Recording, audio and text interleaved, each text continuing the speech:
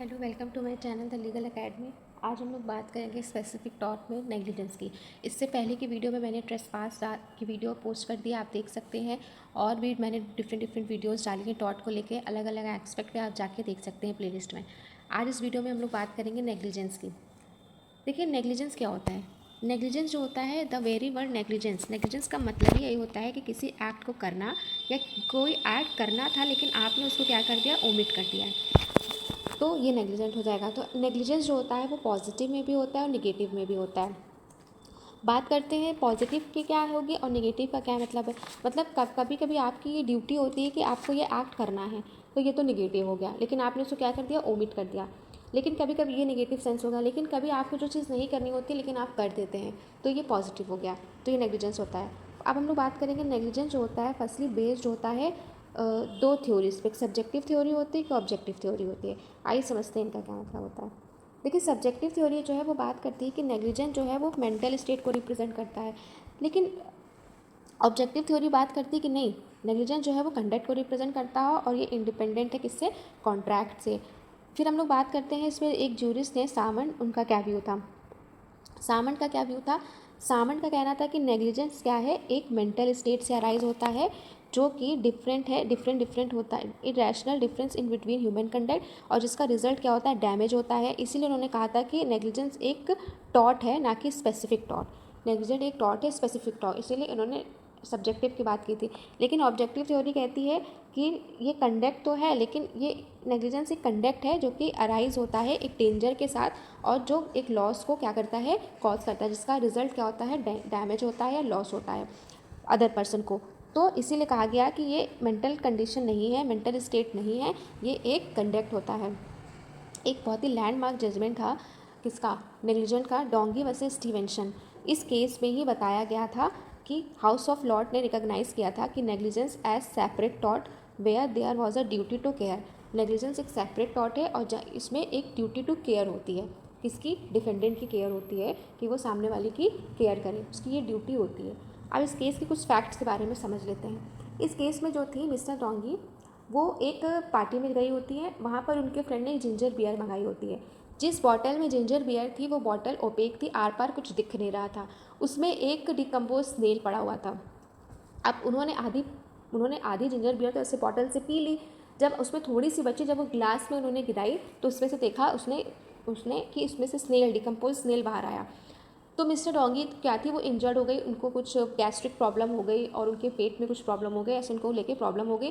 फिर वो क्या करती हैं, फिर वो उस कंपनी को क्या करती हैं, सू करती हैं।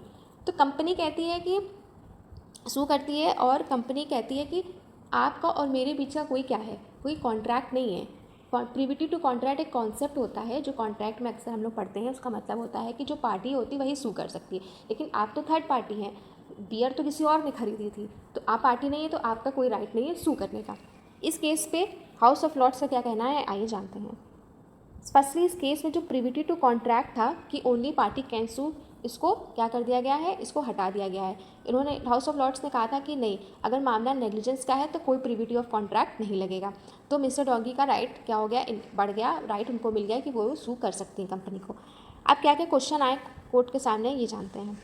एक क्वेश्चन आया को हाउस ऑफ लॉर्ड के सामने कि मैन्युफैक्चर की लीगल ड्यूटी या लायबिलिटी थी मिस्टर डोंगी की तरफ, कि वो उनका कोई कॉन्ट्रैक्चुअल रिलेशन तो नहीं था उनके बीच में, फिर भी मिस्टर डोंगी क्यों केस को फाइल कर रही हैं, और उनको जो लीगल इंजरी हुई क्या उसके लिए उनको डैमेजेस मिलेंगे कि नहीं मिलेंगे।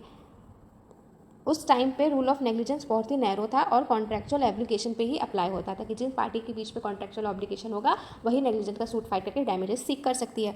लेकिन इस केस में हाउस ऑफ लॉर्ड एक्टिंग ने 3:1 की मेजोरिटी पे 5 प्रिंसिपल को प्रपाउंड किए थे। कौन कौन से प्रिंसिपल थे। पहला प्रिंसिपल उन्होंने कहा था कि नेग्लिजेंस एक क्या है, सेपरेट टॉट है। दूसरा कहा था नेग्लिजेंस में कोई प्रिविटी ऑफ कॉन्ट्रैक्ट का रोल नहीं होगा। तीसरा उन्होंने कहा था अगर नेग्लिजेंस को प्रूव करना है, प्लेंटिफ को क्या 3 बातें प्रूव करनी होंगी, कि उस डिफेंडेंट की ड्यूटी ऑफ केयर था, उसने अपनी ड्यूटी को ब्रीच किया, और ड्यूटी को ब्रीच करने पर एक डैमेज कॉज हुआ। ये 3 बातें प्लेंटिफ को प्रूव करनी होंगी। चौथा उन्होंने बताया प्रिंसिपल की duty to take care of neighbour will be apply at test in matter of deciding the liability of take care. इसमें नेबर प्रिंसिपल ऑफ नेबर का क्या किया कॉन्सेप्ट आया और कहा जैसे एक पर्सन का एक नेबर होता है, उस नेबर की वो पर्सन जिस तरह केयर करता है, उसी तरह के अगर कोई भी कंपनी, कोई भी मैन्युफैक्चर कोई भी चीज़ बना रही है तो उसको यही सोच के बनाना है कि वो उसको कोई भी कंज्यूम करे, भले वो उस पार्टी हो या ना हो, लेकिन उसको कंपनी को ये ड्यूटी टू केयर रखनी होगी। तो नेबर प्रिंसिपल का कॉन्सेप्ट आया। उसके बाद है duty of the manufacture as well as the liability of his take care of the customer which he supplying और giving to the customer so that their health और हाइजीन अगर जिसकी damage हो रही है उसका भी ध्यान रखने का किसका राइट है, किसका काम है, किसकी लायबिलिटी बनती है, कंपनी की बनती है। तो ये था इस नेग्लिजेंस। तो ये बहुत ही लैंडमार्क जजमेंट है, इसको आप लोगों को याद करना होगा। दूसरा जजमेंट है इंडिया का, देखते हैं, रूरल ट्रांसपोर्ट सर्विस वर्सेस बेल्जुलम बीवी, कलकत्ता हाई कोर्ट का केस था। इस केस के फैक्ट्स देखते हैं क्या है। एक बस कंडक्टर था, बस था और बस में कंडक्टर था। कंडक्टर क्या करता था, कंडक्टर टिकट काटता था, मतलब बस में तो लोगों को बैठाता था, साथ में जो बस की जो रूफ टॉप होती है उस पर भी सबको पैसेंजर्स को बैठा देता था, उस पर से और पैसेंजर बैठ भी जाते थे, पहले ये बहुत होता था। उस पर क्या हुआ था, एक पर्सन जो था वो इंजर्ड हो गया था, पेड़ की टहनी आड़े आई, उससे उस पर्सन को इंजर्ड हो गया और इंजर्ड होने के बाद वो डाई हो गया। उसकी मदर ने क्या किया, सू किया किसको, रूरल ट्रांसपोर्ट कंपनी को, मतलब बस ओनर को सू किया और कहा मुझे डैमेजेस चाहिए।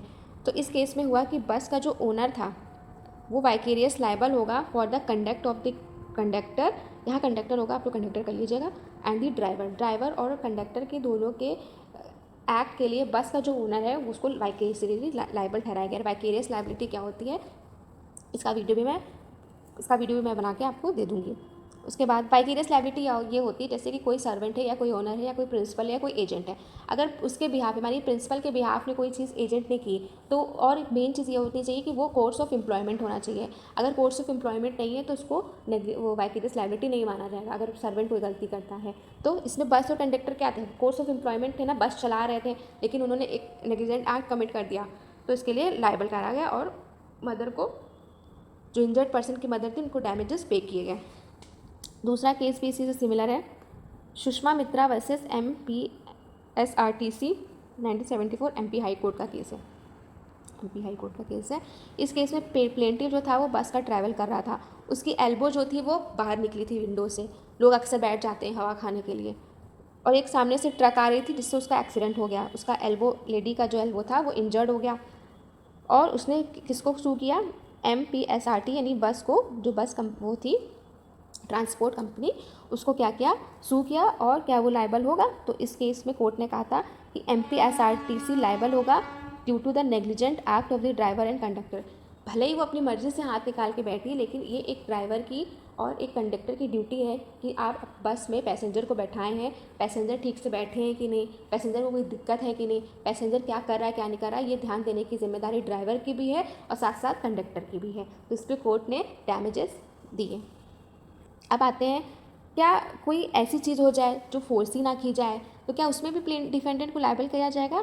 इसका एक केस था, रियान वर्सेस यंग का केस था। इसमें यह था, मतलब कोई चीज़ अचानक से हो जाए, फोर्स ही नहीं की जा सकती है, अनफोर्सेबल नहीं है, मतलब फोर्स ही नहीं की जा सकती है, तो क्या उसमें भी डिफेंडेंट लायबल होगा। तो एक केस था रियान वर्सेस यंग 1906। इस केस में डिफेंडेंट का सर्वेंट था जो कि एक ड्राइवर था, और वो लॉरी को ड्राइव कर रहा था, ड्राइव करते हुए कहीं जा रहा था, उसको सडन हार्ट अटैक आया, जिससे जब उसे हार्ट अटैक आया तो उससे गाड़ी संभली नहीं और उसका एक्सीडेंट हो गया।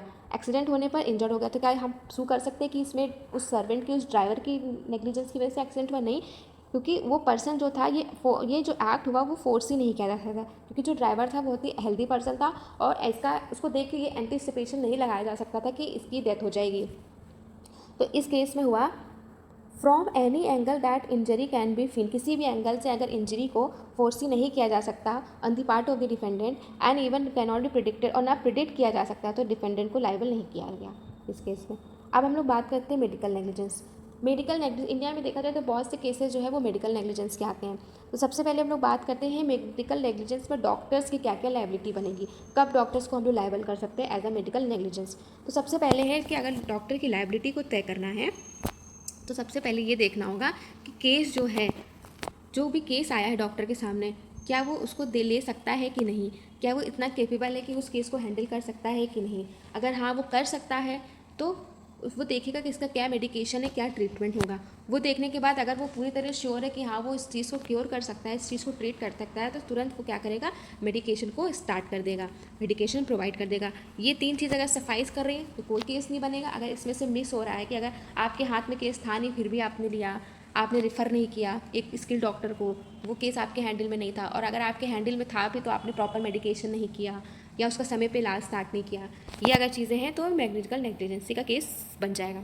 इस पर एक केस था, लैंडमार्क जजमेंट था, लक्ष्मी रंजन वर्सेस मल्हार हॉस्पिटल। इस केस में क्या था, एक 40 ईयर्स की एक लेडी थी जिसके ब्रेस्ट में लम्स थे, जिसको ऑपरेट किए बिना वो ठीक नहीं हो पाएंगे। फिर क्या हुआ, जब ये ऑपरेशन कराने हॉस्पिटल आई तो डॉक्टर ने इनका यूट्रस भी निकाल लिया। डॉक्टर ने सिर्फ लम्स के जो ट्रीटमेंट के कंसेंट पेपर पे ही साइन कराया था, जो डॉक्टर्स कंसेंट पेपर पे साइन कराते हैं, तो उस पर जो प्लेंटिफ था तो उसने सिर्फ इतना ही कंसेंट दी थी कि उसके ब्रेस्ट में जो लम्स हैं उसको ऑपरेट किया जाए। लेकिन डॉक्टर डॉक्टर ने क्या किया, साथ ही साथ यूट्रस भी निकाल लिया। तो प्लेंटिफ ने सू किया हॉस्पिटल को और कहा कि उसे डैमेजेस मिला कि नहीं, ये देखते हैं। तो इस पर कोर्ट ने हॉस्पिटल को वाइकेरियसली लायबल किया। क्यों? ओके, आपने को जितनी कंसेंट दी गई थी तो वो कंसेंट में नहीं आएगा, आपने बियॉन्ड जाके एक्ट कर दिया। जिस चीज़ की कंसेंट हमेशा स्पेसिफिक होनी चाहिए।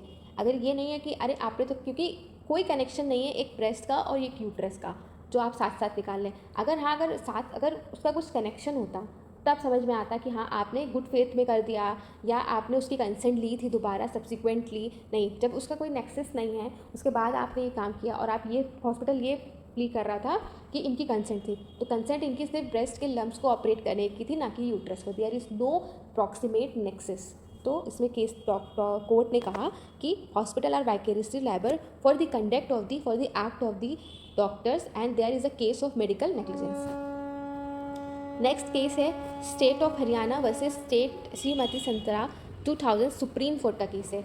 इसके फैक्ट्स जानते हैं क्या है। उस समय गवर्नमेंट की एक स्कीम निकली थी कि आप फ्री में स्टॉपेज ऑफ चाइल्ड करा सकते हैं। स्टॉपेज ऑफ चाइल्ड मतलब आप कुछ ऑपरेशन करा के अपने यूट्रस को निकला सकते हैं, जिससे आपको कभी भी अगर इंटरकोर्स होता है तो आप चाइल्ड को बर्थ नहीं देंगे। तो ऐसी एक स्कीम निकली और ये जो स्कीम थी जिसमें जो ऑपरेशन होगा वो फ्री ऑफ कॉस्ट होगा, इसमें कोई भी ऐसा पैसा नहीं लगेगा।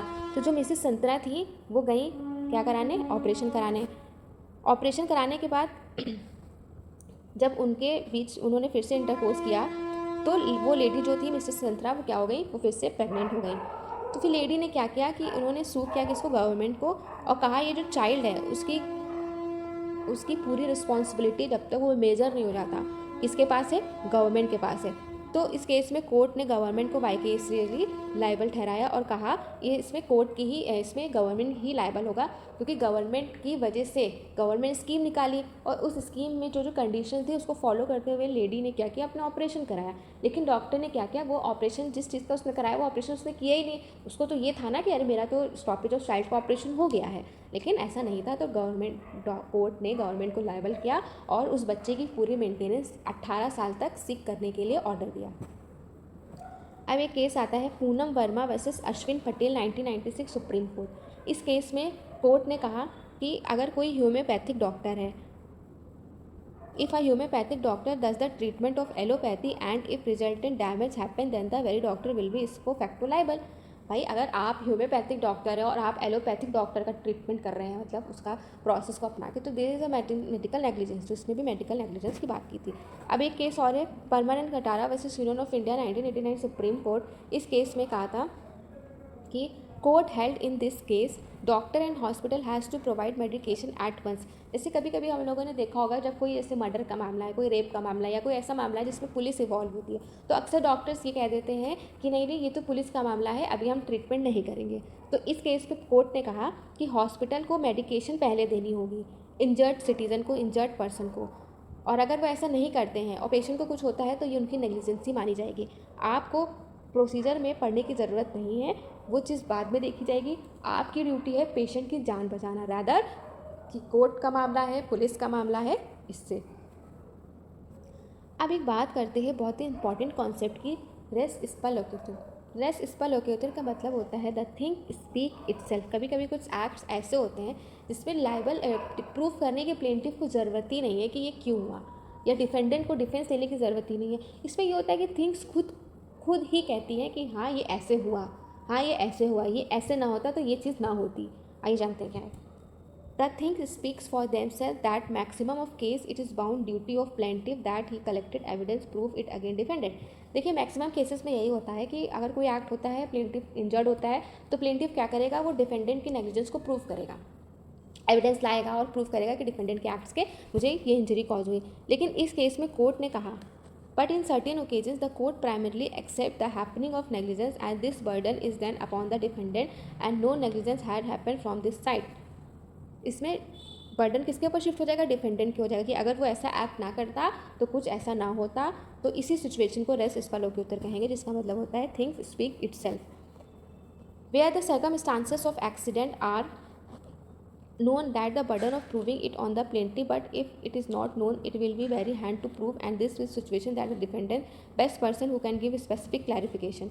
अगर डिफेंडेंट ही करेगा, एग्जाम्पल से आपको समझाते हैं, ये थ्योरी पे आप बाद में जाइएगा, पहले एग्जाम्पल पे समझाते हैं। जैसे मानिए एक पुल है, कोई बहुत पुराना पुल है और बहुत ही कच्चा। एक केस भी था गुजरात का, मोदी पुल था गुजरात में, तो उसमें बहुत ही वो पुराना पुल था, और लेकिन उसका जो पुल पे चढ़ने का जो टिकट जो है वो कौन देता था, सरकार ही देती थी। तो वो बहुत ही पुराना पुल था और एक साथ सबको उन्होंने टिकट दे दिया था उस पुल पे चढ़ने पे। जब एक साथ उस पुल पे लोग चढ़ गए, वो पुल गया टूट और बहुत से लोग इंजर्ड हो गए, बहुत से लोग डेथ हो गए। तो इस केस में जो डिफेंडर था, सरकार, गवर्नमेंट, वो कह रही थी कि इसमें मेरी गलती नहीं, लोग चढ़ गए इतने ज़्यादा। भाई टिकट तो आप दे रहे हैं ना, आपकी जिम्मेदारी है, या तो पुल को रिपेयर कराएं, ये नहीं। तो इसमें क्या हुआ, डिफेंडर, इसमें प्लेंटिफ को प्रूफ करने की ज़रूरत नहीं थी कि ये हो गया, टिकट ज़्यादा हो गया था या पुल कच्चा था, ये वो। इसमें थिंग्स खुद ही चिल्ला चिल्ला के बोल रही हैं, अगर इतने पर्सन ना चढ़ते उस पुल पे तो ये पुल ना गिरता और लोग इंजर्ड या डेड ना होते। तो इसका मतलब यही होता है। अब कुछ कंडीशंस है, उसको फुलफिल करते हैं। जैसे कि res ipsa loquitur can be applied by fulfilling the following condition, such an accident which can be explained easily and whose happening is unknown. The accident took place due to lack of necessary care. जैसे government में necessary care lackness थी, उसने देखा नहीं, ticket बांट दिया, जाइए पुल पे जाइए, और पुल ढा गया। उसके बाद the control and management lie on the defender on the very situation. Effects क्या होते हैं, इट गिव द कंसेप्शन और it can be possible that defendant may have cause negligence, कि डिफेंडेंट की नेग्लिजेंस की वजह से हुआ, तो ओनर्स किस पे हो जाएगा, डिफेंडेंट पे हो जाएगा। अब ये प्रिंसिपल कब अप्लाई नहीं होता है, where the happening of accident and the condition indicate that necessary negligence has happened but negligence can be said। कुछ नेग्लिजेंस हो सकती है, कुछ एक्सीडेंट से हो जाए, या एक्सीडेंट जो होना चाहिए वो हैपनिंग या मल्टीपल एक्सपेक्ट में होना चाहिए, या फैक्ट्स एंड कंडीशन जो हो वो कम्प्लीटली नोन ना हो, पता ना हो। तो ये हो गया। एक बहुत ही लैंडमार्क जजमेंट है इसका, MC दिल्ली वर्सेस सुभागवंती 1996। इसमें एक क्लॉक टावर था दिल्ली में, चांदनी चौक पे, हर शहर में होता है। तो इसमें म्यूनसिपल कॉर्पोरेशन ऑफ दिल्ली की ड्यूटी थी कि उस जो क्लॉक टावर था उसकी मेंटेनेंस की, उसकी चीज़ को की, लेकिन वो क्या थे, वो अपनी ड्यूटी से क्या थे, लैग कर गए थे। और जो उसमें जो क्लॉक में जो सुई लगी थी वो बहुत ही हैवी थी और वो गिरी और जिससे कुछ पीपल जो हो गए वो इंजर्ड हो गए और कुछ पीपल डेड हो गए। तो पीपल ने क्या किया, MCD को क्या किया, सू किया फॉर डैमेजेस और उनको लाइबल किया गया।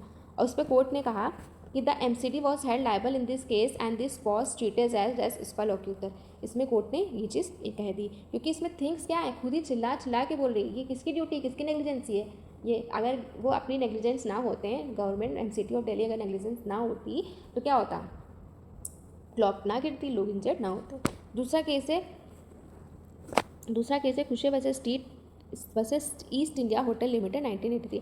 इसमें एक जर्मन सिटीज़न था, 30 ईयर्स का, वो इंडिया आया था और इंडिया आके वो 5 स्टार होटल में स्टे किया था। 5 स्टार होटल में स्टे किया था और वहाँ स्विमिंग पूल था। वो स्विमिंग पूल में जब नहाने गया ऐसे ही इन्जॉयमेंट के लिए, लेकिन वहाँ पर एक डिफेक्ट था स्विमिंग पूल में, जिसकी नोटिस भी नहीं दी गई थी। मिस्टर जो गए थे मिस्टर, उनको ना कोई नोटिस दी, ना उनको इस बारे में बताया गया कि इसमें एक डिफेक्ट है। जब उन्होंने फ्लेक से ऊपर से जंप किया और उनका हेड जो था वो इंजर्ड हो गया। 12 साल तक वो सफ़र करते रहे इस इंजरी से और फिर 12 साल बाद वो डाई कर गए। उनकी जो वाइफ थी उन्होंने होटल पे सू किया और कहा कि और होटल से कॉम्पनसेशन सीख करने की मांग की। तो इस केस में कोर्ट ने कहा कि देखिए, ये इसका एक्सप्लेनेशन लिखा हुआ है, ये आप लोग देख लेंगे वीडियो पॉज करके। इस पर कोर्ट ने कहा कि ये एक नेग्लिजेंस है होटल का। भाई आप 5 स्टार होटल में एक तो इतना चार्जेस देते हो, और जब आप चार्जेस देते हो तो आपकी ड्यूटी है कि आप फैसिलिटी भी उतनी ही प्रोवाइड करो। वो पर्सन कोई स्ट्रिक्ट वाला तो था नहीं, कोई किसी स्ट्रिक्ट पे तो गया नहीं कि वो खुद ही अवेयर रहे कि अगर हम ऐसा कर देंगे तो शायद मुझे इंजरी हो सकती है। नहीं, आप 5 स्टार होटल में वो गया तो 5 स्टार होटल की ये जिम्मेदारी है कि वो उतनी ही जितना वो चार्जेस पे कराते हैं उतनी ही आपको फैसिलिटी दें, और अगर कोई डिफेक्ट है या कुछ भी है तो प्रॉपर आपको नोटिस दें। तो ये कोर्ट की ही जिम्मेदारी, ये होटल की जिम्मेदारी है कि वो आपको नोटिस दे। इस केस में ऐसा नहीं हुआ था, तो इस केस में एविडेंस जो थे वो मतलब किसका फॉल्ट था, सीधा सीधा होटल का फॉल्ट था। तो देखा जाए जो थिंग्स थी वो एड्रेस इस पर लोकेटेड थी और कोई नोटिस नहीं था, और ये उन्होंने खुद रिस्क पे किया था। उसके बाद कोर्ट ने 1,25,245.98 रुपीज़ को क्या किया, कॉम्पनसेट किया, लेकिन प्लेंटिफ ने नेगोशिएट किया और फिर 50 लाख का कॉम्पनसेशन ले लिया। तो इस केस में ये था।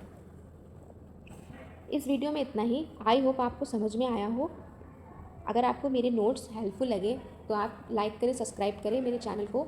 और अगर आपको नोट्स चाहिए प्रॉपर, मैंने इससे पिछले भी वीडियो पोस्ट किए, उसमें मैंने शॉर्ट नोट में ही पढ़ाया है, एक शॉर्ट नोट से। अगर आपको फुल लॉ ऑफ टॉर्ट्स के नोट्स चाहिए फॉर LLM सेमेस्टर प्रिपरेशन या for judiciary preparation, for net preparation, अगर आपको नोट्स चाहिए full fledged law of torts के नोट्स चाहिए, तो मैं डिस्क्रिप्शन बॉक्स में मेंशन कर दूँगी कि कहाँ से आपको ये नोट्स मिलेंगे और कितना कॉस्ट है, कितना अमाउंट है, कितनी वैल्यू उस अमाउंट को पे करके आप नोट्स ले सकते हैं।